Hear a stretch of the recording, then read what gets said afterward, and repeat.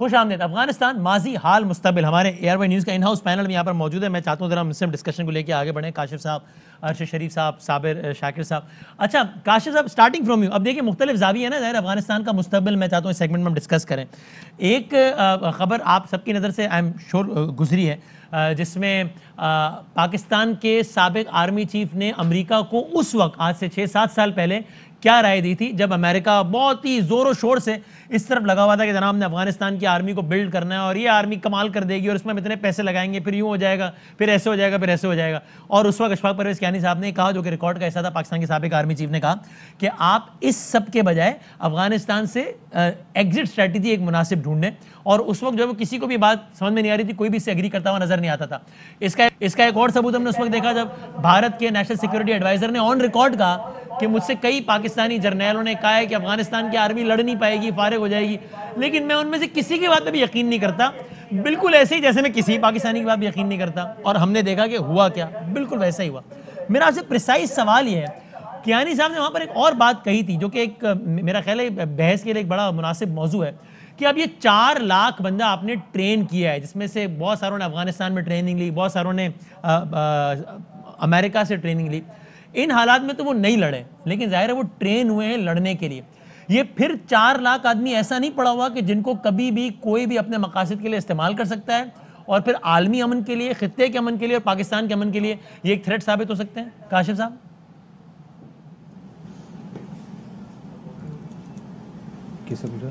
काशिफ भाई साहब। सॉरी मेरा मुझे आवाज़ नहीं आ रही थी आपकी। ये बात बिल्कुल ठीक है। अगर आप इसको लार्जली देखें अफगानिस्तान में जो लोकल वॉरलॉर्ड्स हैं, ये लार्जर नेशनलिज्म पे वैसे तो इकट्ठे हो जाते हैं अगर सोवियत्स आ गए, लेकिन जब वो चले जाते हैं तो उसके बाद अफगानिस्तान की बजाय वो कंधारी ग्रुप और नॉर्दर्न अलायंस एंड तालिब वो फिर दूसरी फॉर्म वो इख्तियार कर लेते हैं। और जो वॉरलॉर्डिज्म है वो इतना ज़्यादा है कि हर इलाके का अपना एक वॉरलॉर्ड है, उसकी अपनी एक मिलिशिया है, वो अपने इलाके का अमन या उसका कंट्रोल ताकत बंदूक के जरिए वो अपना सारा कंट्रोल खुद एक्सरसाइज करते हैं। ये अब ट्रेंड फाइटर्स हैं, जिसको अफगान आर्मी कहते हैं, नेशनल आर्मी जो थी। अब ये ट्रेंड फाइटर्स हथियार छोड़ के या हथियार लेकर वहां से चले गए। वक्ती तौर पे शुरू में शायद घर बैठ जाएंगे, जैसे कि आपको याद होगा तालिबान की गवर्नमेंट खत्म हुई थी 2001 में, और तालिब काबुल से जब निकले थे और दूसरे शहरों से, तो कहते हैं कि दाढ़ी जरा छोटी हो गई, पग उतार के पग चेंज कर ली, बंदूक घर में जाके रख ली और ठीक वक्त का इंतजार किया। कोई मोटरसाइकिल पे कहां चला गया, कोई अभी क्या तो हो गया, कोई इनिशियली शायद ऐसा हो क्योंकि तालिबान के डर से कि इस वक्त वो ताकत और पावर में है, इस वक्त फौरी तौर पर कुछ ना हो। लेकिन जूं ये अगर से नॉर्थ में लड़ाई शुरू होती है, किसी जगह भी लड़ाई शुरू होती है, these are guns for hire. ना सिर्फ ये कि हायरिंग के लिए गन्स मौजूद है, क्योंकि मैं आपको ये भी बता दूं कि अब नॉर्दर्न अलायंस या जो पंशेर का इलाका है वहाँ पे लगता नहीं है कि मुज़ाकरात कामयाब होंगे। तालिबान बैत भी चाहते हैं और वो कहते हैं हथियार भी डाले जो फाइटर्स हैं पंशेर के, लेकिन वहाँ पर जो अहमद मसूद है उनका कहना है कि हमें इंडिपेंडेंट रहने दिया जाए। ये इस वक्त लड़ाई है। 4 हेलीकॉप्टर्स अब सुना है ताजिकिस्तान की तरफ से रशियन अप्रूवल के बाद आए हैं। अमेरिका की तरफ से भी उनको मिलिट्री एड अनकरीब शुरू हो जाएगी और वो सब जब वेपनाइज होंगे। उनकी आर्मी इस वक्त 3,000 फाइटर्स हैं, जो ट्रेन फाइटर्स हैं। 3,000 बस मेरे वर्गे हैं जिनको बस बंदूक उठा के चलानी शायद आती होगी। लेकिन ये अगर उनको ये लगा किसी जगह पे किसी भी बड़ी पावर को कि इस तालिबान गवर्नमेंट के खिलाफ उनका कोई डिज़ाइन ये हुआ कि ये इसके खिलाफ एक बड़ा महाज बनाना है, तो जाहिर है उनका डेटा मौजूद है। वो जो लोग 4 लाख लोग हैं अफगान आर्मी के, आर्म्ड वो हैं, ट्रेंड वो हैं। अगर उनको फॉर इनफ फाइनेंशियल बेनिफिट अगर उनको इस्तेमाल करने की जरूरत महसूस हुई, तो मुझे नहीं लगता कि ये कोई इतना मुश्किल काम होगा। आलमी अमन के लिए एक बड़ा पोटेंशियल थ्रेट है ना। 4 लाख लोग जाएंगे कहाँ? क्योंकि अफगानिस्तान की तारीख जो लड़ने की है वो ये नहीं है कि सिर्फ पश्तून लड़ते हैं, अफगान लड़ते हैं, फाइटर वो सब हैं। तो इस वजह से ये जरा बड़ा एक ट्रिकी सिचुएशन है। अरशद सर, इसको जरा हम क्वांटिफाई भी अगर कर लें तो राशिद साहब कह रहे हैं अहमद शाह मसूद का 3,000 बंदा, तालिबान का जिसका इतना हुआ, तालिबान का 80,000 बंदा हम फिगर सुनते हैं ना। दाइश खुरासान जिसका इतना शोर है 500,000, 2,000, 2,500 बंदा सुनते हैं। ये 4 लाख का नंबर है जिसका अगर कुछ परसेंटेज भी कहीं से हायर हुआ तो फिर ये एक डिजास्टर कर देने के लिए काफ़ी है ना अफगानिस्तान के लिए और नतीजतन पाकिस्तान के लिए भी। अर्शद शरीफ साहब। ये वसीम, जो आपने सवाल किया और जिस तरह काशिफ अब्बासी साहब भी बता रहे थे, अगर आप चैलेंजेस को देखें तो अफगान तालिबान के लिए काफ़ी सारे चैलेंजेस हैं। एक तो उनके $9 बिलियन यूनाइटेड स्टेट्स ने फ्रीज कर दिए, IMF ने फंडिंग रोक दी, वर्ल्ड बैंक ने फंडिंग रोक दी, जो बायलैटरल प्रोग्राम्स थे वो सारे रुक गए। अब जब हुकूमत बनती है उसके बाद वो सारे प्रोग्राम्स चलने हैं, और अगर रिकग्निशन मिलती है तो वो कितना टाइम लगेगा, और उस वक्त तक इकोनॉमिक हालात जो कि ऑलरेडी फ्रेजाइल हैं वो कैसे चलेंगे। अच्छा, इतना बड़ा गवर्नेंस का जो स्ट्रक्चर एक ऑलरेडी चल रहा था with the support of the entire international community, वो सारे तो वहां से भाग गए। अब क्या उन 80,000 अफगान तालिबान जिनका आप फिगर दे रहे हैं, 60 से 80,000, क्या उनमें वो कैपेबिलिटी है कि जनाब वो गवर्नेंस स्ट्रक्चर उस तरह से चला सकें, हस्पताल उस तरह से चला सकें, और बाकी जो मिलिट्री पुलिस सर्विस है, मिलिट्री है, पूरे अफगानिस्तान में उसको मेंटेन रख सकें। बिल्कुल जो आपने सवाल किया कि जी 3.5 लाख जो ट्रेंड अफगान फौजी थे, उनमें से यकीनन कुछ ने सरेंडर किया होगा, कुछ अपनी एलिजियंस कर, लेकिन कुछ ने यकीनन किसी ना किसी स्टेज पे आके जो अफगानिस्तान की हिस्ट्री है वो पोटेंशियल वहाँ पे बैठे हैं कि जनाब जब क्योंकि जो भी विक्टर आता है काबुल में बड़े आराम से आते हैं, और जो रेजिस्टेंस शुरू होती है जैसे पंशेर वैली से, और पंशेर से जो रेजिस्टेंस शुरू हो रही है इसकी इंडिकेशंस मई के महीने में आना शुरू हो गई थी, जब मुख्तलिफ इंटेलिजेंस एजेंसीज ने अपने राब्ते शुरू किए अहमद मसूद के साथ। अमरुल्लाह सालेह वहाँ गया है, और अगर आप पीछे भी पिछले दौर में भी चले जाएं अफगान जिहाद के, तो उस दौर में भी दोस्तम वगैरह ये पंशेर वैली से ही उठे थे। तो वहाँ पे फिलहाल मेरे ख्याल 6 महीने के लिए वेपन्स और मनी और स्टॉक्स वगैरह शायद वहाँ पे मौजूद होंगे। और काशिफ ने बिल्कुल सही अपनी असेसमेंट दी कि शायद इतनी आसानी से वहाँ पे मामलात हल होते हुए नजर नहीं आएंगे। तो ये वो सारे चैलेंजेस हैं जो कंपाउंड होते जाएंगे। फिर आपने दाइश का जिक्र किया,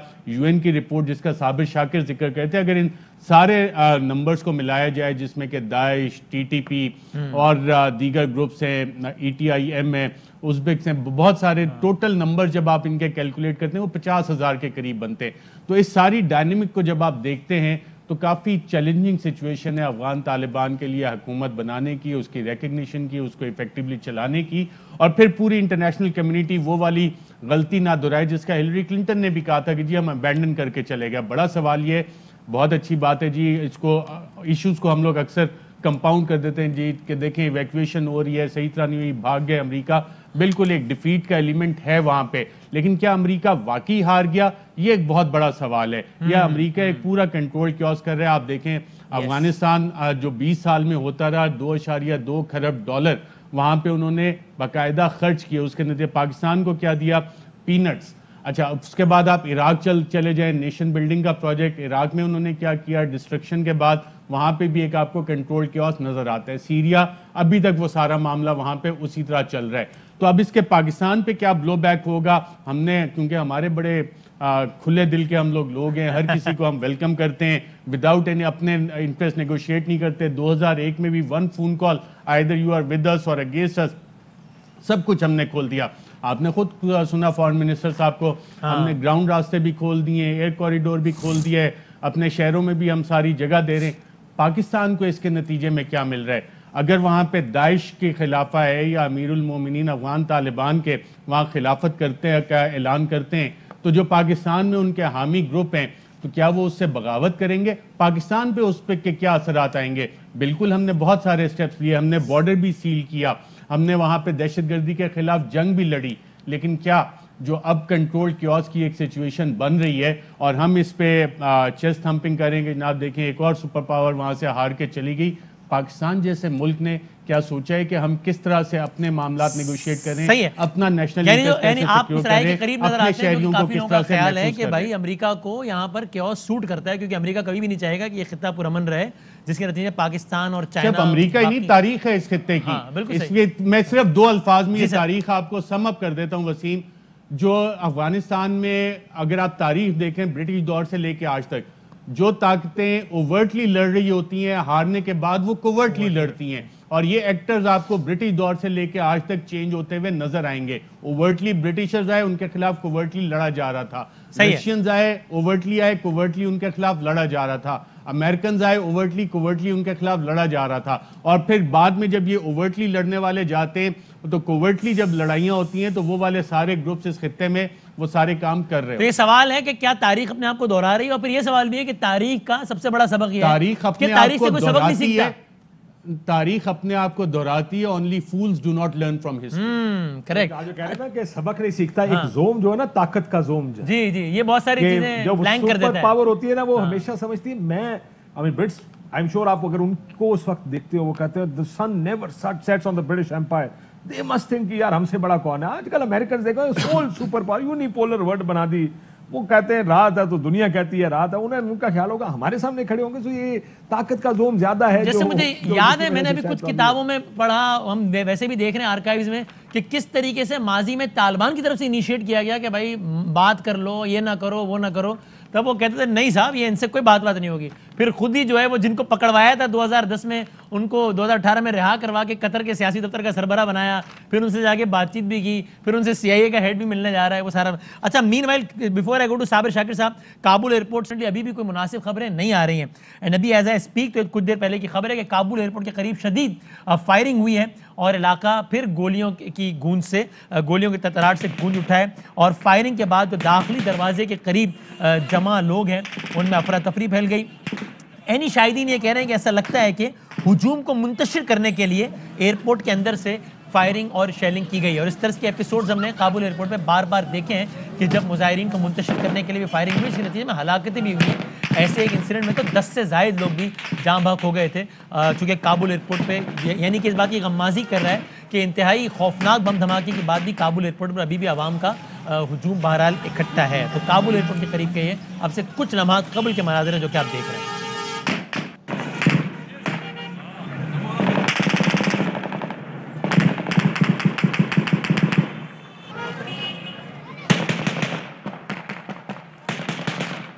अच्छा साबिर शाकिर साहब, पहले जरा क्विक इस पे भी कमेंट कर दें, ये 31 अगस्त तक ये सूरत हाल आपको लगता है ऐसी रहेगी या इसके बाद भी, चूंकि अब जाहिर है वो ताहिर खान साहब जब आए काबुल से, मैंने उनसे पूछा तो कह रहे हैं भाई इसमें ये भी हो रहा है ना कि चूंकि सब ये चाह रहे हैं कि बस किसी तरीके से हम यहाँ से निकल जाएं, एक अपॉर्चुनिटी नज़र आ रही है कई आम अफगान को भी कि एक अच्छी अपॉर्चुनिटी किसी तैयारे में बैठ गए तो अफगानिस्तान से निकल जाएंगे। तो ये 31 तक यही सूरत हाल रहेगी, जिसके बाद जब इनखिला की तारीख खत्म हो जाएगी फिर काबुल एयरपोर्ट आपको लगता है नॉर्मल होगा या अभी चलेगा ये मामला कुछ ऐसे ऐसे? पहले इस पर क्विक कॉमेंट कर दें। मेरा नहीं ख्याल कि जब काबुल एयरपोर्ट का कंट्रोल तालिबान के पास आ जाएगा और वहाँ से अमेरिकन और इंटरनेशनल फोर्सेस निकल जाएंगी, उसके बाद जाहिर है ये उम्मीद ख़त्म हो जाएगी कि अब जहाज़ों में बैठ के पैसे वैसे दे के निकला जा सकता है और सियासी पनाह और फिर आगे मुस्तकबिल का। ये 31 अगस्त तक की है। और जो लेटेस्ट इन्फॉर्मेशन भी आई कि काबुल एयरपोर्ट में मोस्टली हिस्से जो हैं अब आहिस्ता आहिस्ता हैंड ओवर किए जा रहे हैं तालिबान को और ये पोजीशन रहेगी। तो ये आपको लगता है अगले 72 घंटों का मंजरनामा ज़्यादा? अच्छा, अब जरा मेरा आपसे सवाल है, तो ज़िमनी सवाल था कि जो भी अरशद साहब ने भी कहा, वो कभी कहीं भारत ने 2 से 3 बिलियन डॉलर की जो इन्वेस्टमेंट की है, वो सलमा डैम, शातूर डैम, फला हाईवे, फला पता नहीं महात्मा गांधी इंस्टीट्यूट का एक पूरा फला स्कूल्स, कंधार का क्रिकेट स्टेडियम, उसके लिए $1 मिलियन ये सारा कुछ किया है। तो यार उनको ऐसा हजम तो नहीं हो रहा होगा। तो इस कॉन्टेक्स्ट में भारत और दाइश का जिस सिनेरियो पे तो आपने बात की, उस पर अगर बात करना चाहिए। दूसरा ये भी मेरा आपसे प्राइमरी सवाल ये रेफ्यूजीज़ का इन्फ्लक्स जो कि अब तक वैसा नहीं आया जैसा हम डर रहे थे, आपको लगता है कि ये सूरत हाल इत्मीनान बख्श है या नहीं? अभी एक बहुत बड़ा थ्रेट खड़ा है और अफगानिस्तान की सूरत हाल में पूरे का पूरा पोटेंशियल मौजूद है कि कभी भी वहाँ पर सूरत हाल ऐसा टर्न ले ले कि जिसके नतीजे में हमारे पास फिर इतना बड़ा इन्फ्लो आ जाए कि जिसको कंट्रोल करना हमारे लिए प्रैक्टिकल ना रहे। साबिर साहब,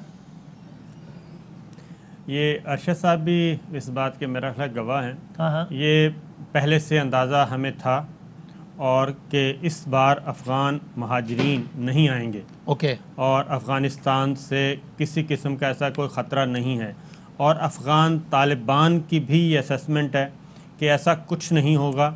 और उनको जिस तरीके से वेलकम किया गया है मुख्तलिफ़ इलाक़ों में, और उन्होंने वो ये वाज़ेह तौर पे ये हमें नज़र आ रहा है कि वहाँ पे कोई उन्होंने लड़ाई जंगें और जंगो जदल के साथ कोई खून रेज़ लड़ाइयाँ लड़के नहीं ये सब कुछ हासिल किया। सही है। वो जहाँ जहाँ गए हल्की फुल्की सी मज़ाहमत हुई और उसके बाद गवर्नर और वहाँ के पुलिस चीफ, वहाँ के कमांडर वो ख़ुद ब खुद सरेंडर करते गए और असला भी देते गए। इसका मतलब वाज़ेह है कि एक बात कि अफ़गान तालिबान ने हो सकता है इससे पहले कुछ लोगों को कल्टीवेट भी कर लिया हो और कमांडर्स को कर लिया हो, और अफ़गान फ़ौज में भी उनके कोई मौजूद हो, क्योंकि हैं तो सारे लोकल। तो इसलिए ये मज़ाहमत तो हुई नहीं। और अफ़गान तालिबान का भी ये ख्याल था कि बहुत ज़्यादा महाजरीन नहीं जाएंगे और अफ़गान शहरी नहीं जाना चाहते, और इस वक्त भी जो अमन व अमान की वजह से ये लोग नहीं जा रहे, ये सारे मालदार लोग जो हैं वो एयरपोर्ट पहुँचे हुए हैं। क्योंकि ये अभी कल की मैं जिक्र कर रहा था ना, कल की रिपोर्ट है कि अब अमेरिका में वाइट हाउस में ये डिस्कस हो रहा है।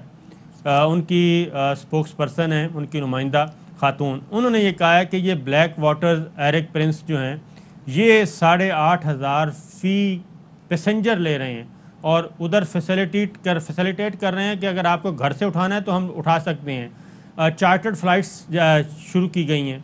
तो ये मालदार लोग हैं जो कि वहाँ से निकल रहे हैं, कोई आम गरीब आदमी नहीं निकल रहा। और मुस्तकबिल करीब में भी ऐसा कोई रेल आने का इम्कान नहीं है आपके ख्याल में?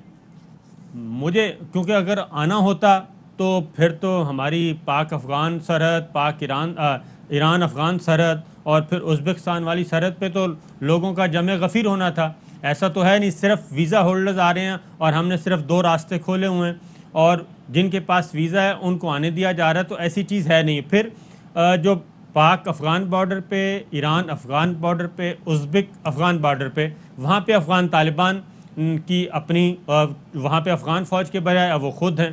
तो ऐसी कोई चीज़ हमें नज़र नहीं आ रही जिसकी वजह से ये कहा जाए कि मुस्तक़बिल में ऐसा होगा। ये अलबत्ता दुरुस्त है कि ज़ाहिर है एक डिफ़ीट तो हुई है, और हमें अगर थोड़ी देर के लिए इसमें खुश होने दिया जाए तो पता नहीं अरशद साहब हमें खुश क्यों नहीं होने देते। रशिया को भी शिकस्त हुई, अमेरिका को भी शिकस्त हुई, और ये शिकस्त ही है, लोगों को खुश होने दें।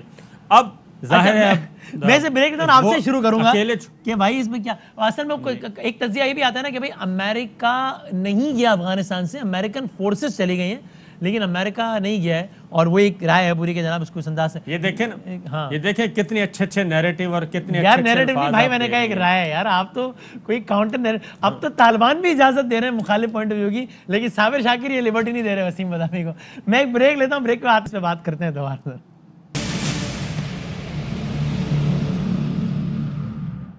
खुश आमदीद क्लोजिंग सेशन हमारे अफगानिस्तान से मुतालिक नशरियात को, और हमें इस्माइल खान साहब ने भी ज्वाइन किया पेशावर से, जो कि अफगान उमूर पे बहुत गहरी राय रखते हैं।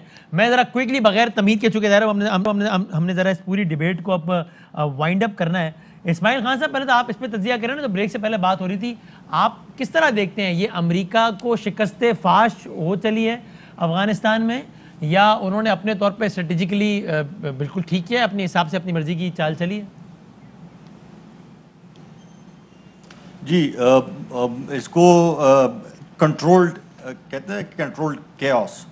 तो मेरे ख्याल में उन्होंने खुद ही कोशिश की कि किसी तरीके से अफगानिस्तान से निकल जाएं, लेकिन पीछे इस किस्म की सिचुएशन हो जो रीजनल यहाँ पे जो कन्फिगरेशन हो रही है, चाइना, पाकिस्तान और ये रीजनल कनेक्टिविटी, ये सारा कुछ रशियन इंटरेस्ट को मिला के, तो एक डिस्टेबलाइज्ड अफगानिस्तान उनको सूट करेगा। लेकिन ये अच्छा, लेकिन वो क्या वो ये मद्देनजर नहीं रखते, चूंकि इस राय के जो मुखालिफिन हैं वो ये कहते हैं कि भाई उनको ऐसा इसलिए नहीं है कि एक डिस्टेबलाइज्ड अफगानिस्तान तो एक और ऐसे टेररिस्ट अटैक का सबब बन सकता है जिसने अमेरिका की बुनियादों को हिला दिया था 11 सितंबर को। ऐसी तंजीमें, ऐसे इंडिविजुअल जन्म ले सकते हैं।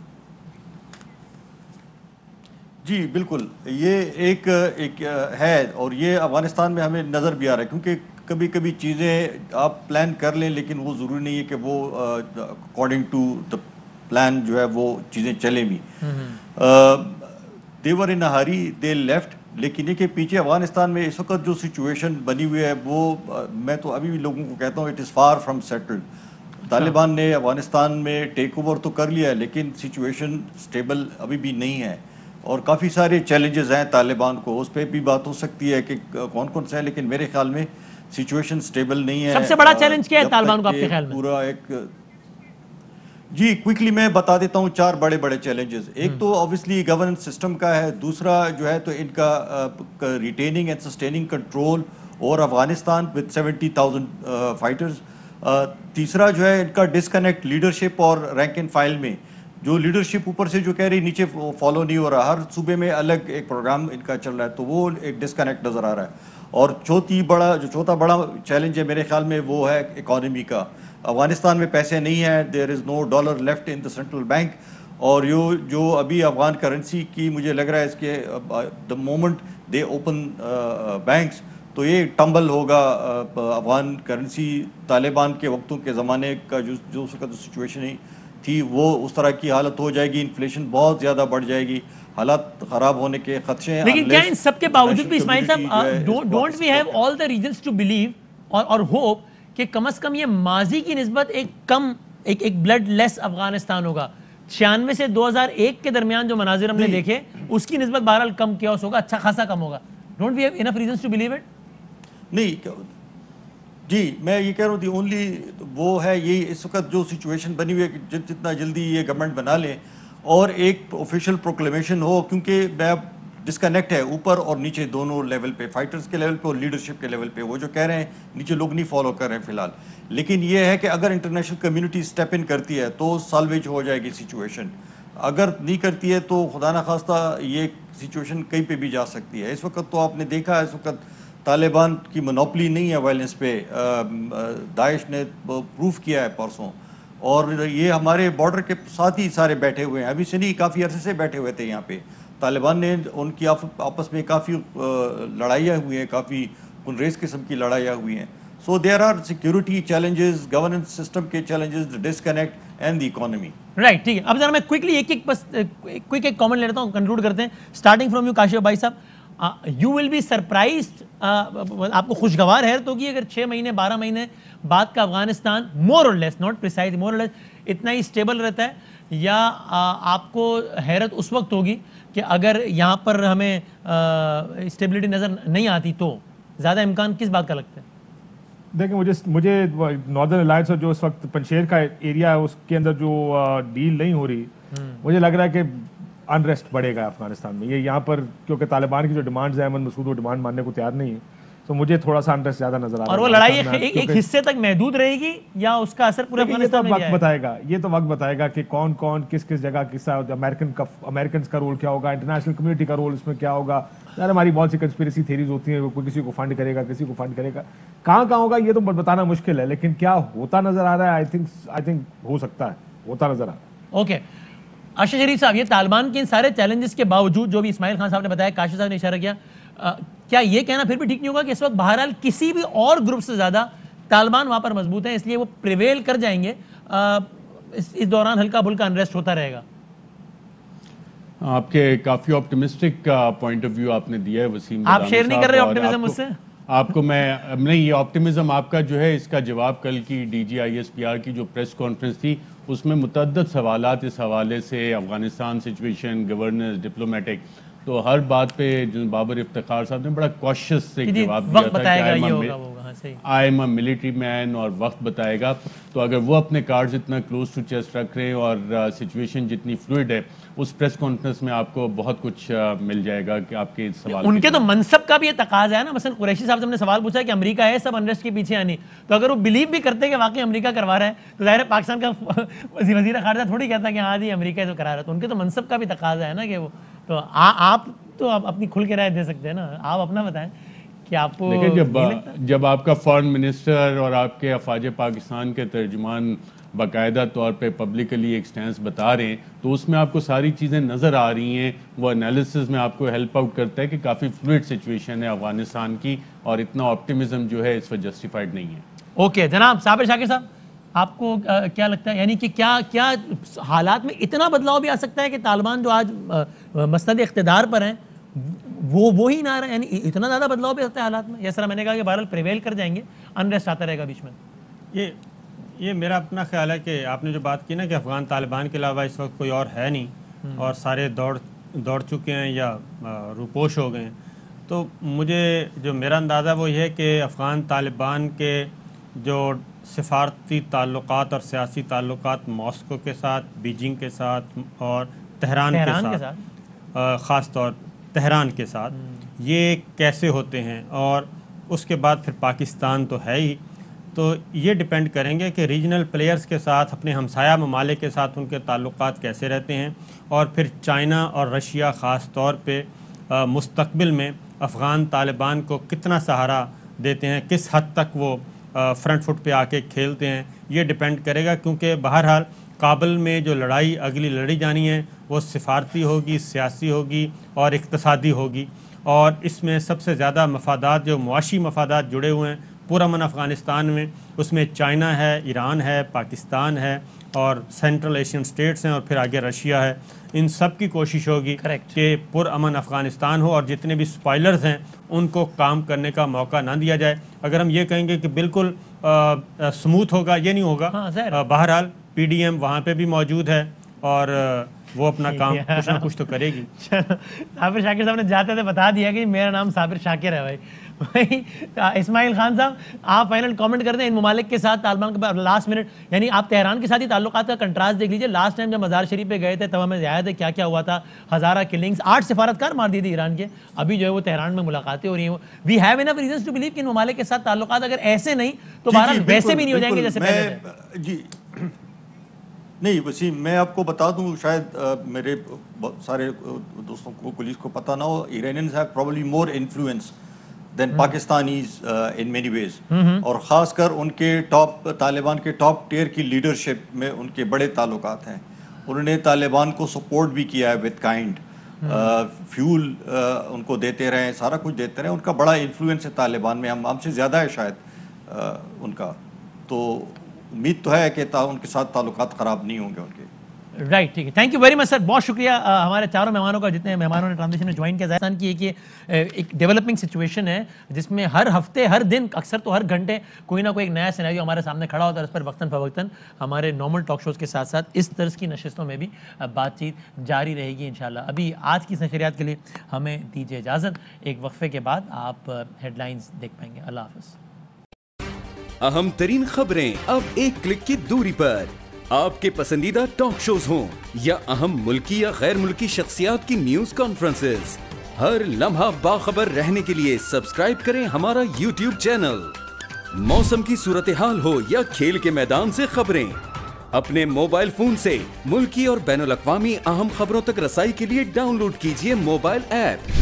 बावसूख ज़राए से मुसद्दिका खबरों, तज्ज़ियों और तबसरों से मुस्तफ़ीद होने के लिए विजिट कीजिए पाकिस्तान की सबसे बड़ी न्यूज वेबसाइट www.arYnews.tv। इन सब के अलावा पाकिस्तान का सबसे बड़ा फेसबुक पेज हो, सबसे बड़ा न्यूज इंस्टाग्राम अकाउंट या फिर ट्विटर, ARY न्यूज पहुंचा रहा है खबरें सबसे पहले आप तक, ताकि आप रहें हर लम्हा बाखबर।